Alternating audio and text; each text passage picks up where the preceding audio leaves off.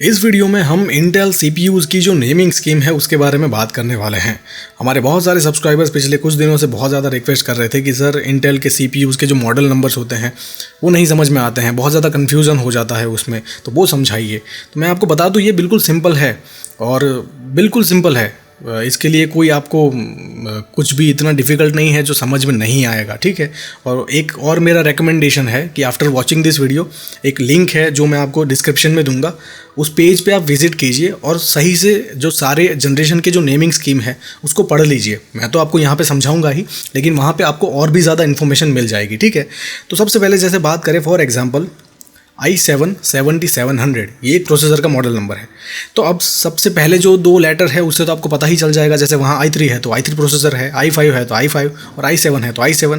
लेकिन उसके बाद के जो चार लेटर हैं वो क्या रिप्रेजेंट करते हैं उसको समझना बहुत ज़रूरी है। तो उसमें से जो सबसे पहला लेटर होगा वो उस प्रोसेसर की जनरेशन को रिप्रेजेंट करता है, यानी कि 7700 तो 7th जनरेशन का i7 प्रोसेसर है वो, ठीक है। अगर 6700 है तो 6th जनरेशन का, 5960 है तो 5th जनरेशन का, ठीक है, या 3770 है तो 3rd जनरेशन का, 4960 है तो 4th जनरेशन का। तो वो जो सबसे पहला नंबर होगा i7 या i3 या i5 के बाद वो रिप्रेजेंट करता है जनरेशन, कौन सी जनरेशन का वो प्रोसेसर है।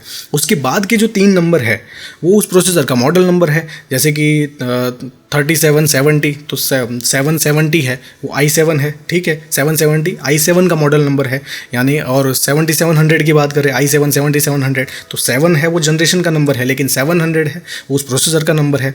ऐसे ही 5960X की बात करें तो 5 है वो जनरेशन का नंबर, लेकिन 960 प्रोसेसर का नंबर i7 का, ठीक है। तो अब यहाँ पे मैं ओवरऑल आपको बता देता हूँ कि जैसे 4 डिजिट है उसमें से पहला डिजिट तो जनरेशन का हो गया, लेकिन उसके बाद के जो 3 डिजिट है अगर वो 1 से स्टार्ट होता है, 3 डिजिट है वो 1 से स्टार्ट होता है, 100 या 350, तो 1 है या 3 है तो वो i3 के बारे में है, वो पर्टिकुलर प्रोसेसर i3 है।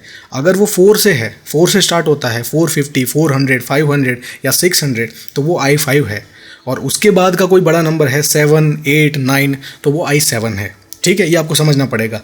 1 और 3 i3 के लिए, 4, 5, 6 है वो i5 के लिए, और 7 के बाद के जितने भी हैं वो i7 के लिए, ठीक है। तो ये आपको समझना पड़ेगा। ये 4 डिजिट की बात हो गई। अब उसके बाद के जो लेटर्स होते हैं जैसे कि k होता है, x होता है, t होता है, m होता है, इनका क्या मतलब है वो भी मैं बता देता हूँ। बहुत सारे लेटर्स हैं इसलिए मैंने कहा कि साइट पर भी जाके एक बार आप देख लेना, लेकिन जो बड़ा बड़ा है मैं आपको यहाँ पर बता देता हूँ। जैसे कि k, अब k का मतलब है कि वो एक अनलॉक प्रोसेसर है i7 7700K, और एक दूसरा वेरिएंट भी होता है जो होता है i7 7700।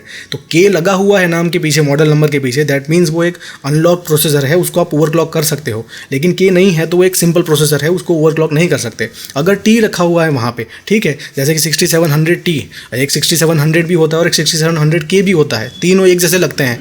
लेकिन जो सिंपल होगा 6700 वो एक सिंपल प्रोसेसर है, लॉक्ड है, लेकिन 6700K है तो वो ओवरक्लॉकिंग सपोर्टेड है, और 6700T है तो वो एक पावर सेविंग टाइप का प्रोसेसर है, उसका पावर कंजप्शन कम होगा, उसकी क्लॉक भी कम होगी, उसका पावर कंजप्शन भी कम होगा, ठीक है। ऐसे ही X है तो वो एक एक्सट्रीम कैटेगरी का सीपीयू है, जैसे कि 3960X, 4960X, 5960X या 6950X, ठीक है। तो ये आपको समझ में आ गया होगा। और भी बहुत सारे वहाँ पे, जैसे M है तो वो एक मोबाइल प्रोसेसर है, नोटबुक में लगता है, मोबाइल में लगता है, ये आपको समझना पड़ेगा। और इसीलिए मैंने कहा कि उसकी साइट पर जाके जब देखोगे तो इंटेल जब भी कभी अपनी नई जनरेशन लॉन्च करती है तो उसके साथ उसका जो नेमिंग स्कीम है उस पर्टिकुलर जनरेशन का, सारे प्रोसेसर का, वो भी वहाँ पे डिफाइन किया जाता है कि हर एक लेटर का क्या मतलब है। तो वो वहाँ पे आपको ज़्यादा डिटेल में जानने को मिलेगा, ठीक है।